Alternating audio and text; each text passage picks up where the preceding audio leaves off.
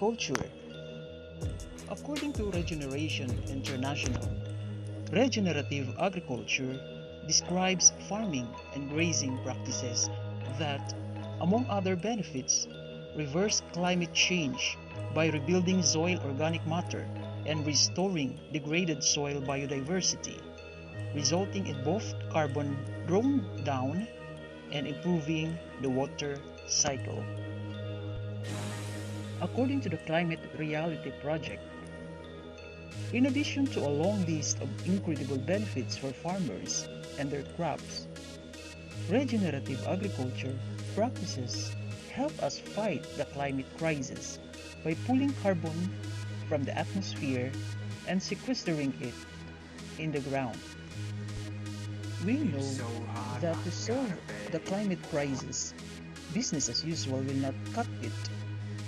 Not in electricity production, not in industry, not in transportation, and certainly not in agriculture. The agriculture sector is one of the biggest emitters of carbon dioxide, the greenhouse gas most responsible for the changes we are seeing in our climate today. Together with forestry and other land use, agriculture is responsible for just under 25% of all human-created greenhouse gases emissions. But it also has a vital role to play in helping us end this crisis and create a safe, sustainable future without carbon pollution. One where we can provide our booming world population with fresh, healthy food grown in a sustainable soil ecosystem. According to the Rural Institute, regenerative agriculture is a system of farming principles and practices that seeks to rehabilitate and enhance the entire ecosystem of the farm by placing a heavy premium on soil health with attention also paid to water management, fertilizer use, and more. It is a method of farming that improves the resources it uses rather than destroying or depleting them. A great deal of emphasis is placed on looking holistically at the agro-ecosystem. The key techniques of regenerative agriculture include conservation tillage, diversity, rotation and cover crops, and mess with it less. What is conservation tillage? Plowing and tillage dramatically erode soil and release large amounts of carbon dioxide into the atmosphere. They also can result in the kind of bare or compacted soil that creates a hostile environment for important soil microbes.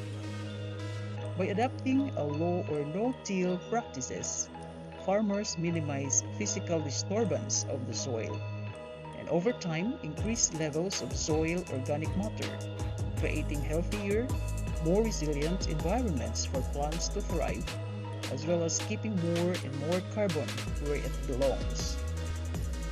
In diversity, different plants release different carbohydrates through their roots, and various microbes feed on these carbs and return all sorts of different nutrients back to the plant and the soil. By increasing the plant diversity of their fields, farmers help create the rich, varied, and nutrient-dense soil that lead to more productive yields. In rotation and cover crops, left exposed to the elements, soil will erode and the nutrients necessary for successful plant growth will either dry out or quite literally wash away. At the same time, planting the same plants in the same location can lead to a buildup of some nutrients and a lack of others.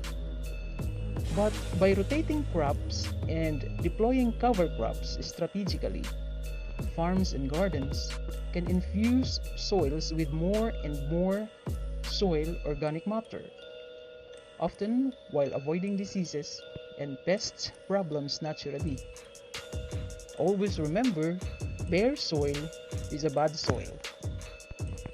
In a mess with it less technique, in addition to minimizing physical disturbance, regenerative agriculture practitioners also often seek to be cautious about chemical or biological activities that also can damage long-term soil health.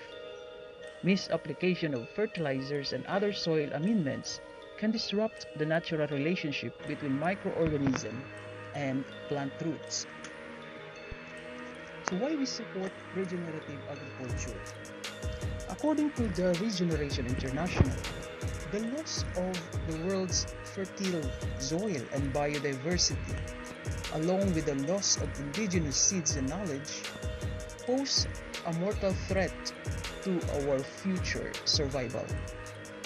According to the soil scientists, at current rates of soil destruction like decarbonization, erosion, desertification, chemical pollution, within 50 years, we will not only suffer serious damage to public health due to a qualitatively degraded food supply characterized by diminished nutrition and loss of important trace minerals, but we will literally no longer have enough arable topsoil to feed ourselves.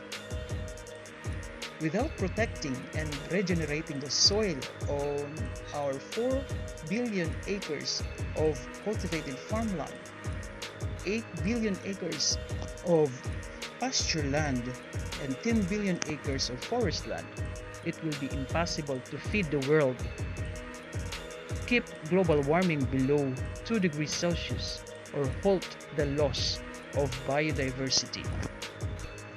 The key to regenerative agriculture is that it not only does no harm to the land, but actually improves it using technologies that regenerate and revitalize the soil and the environment.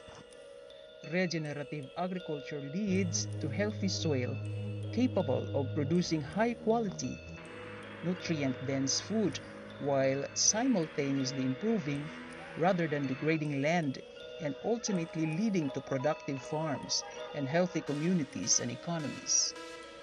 It is a dynamic and holistic incorporating permaculture and organic farming practices, including conservation tillage, cover crops, crop rotation, composting, mobile animal shelters, and pasture cropping to increase food production, farmers' income, and especially topsoil. I hope you learned something today. If you like this video, please hit subscribe and click the bell button for more video updates. Keep sharing because power is gained by sharing knowledge, not by hoarding it. God bless and stay safe, everyone.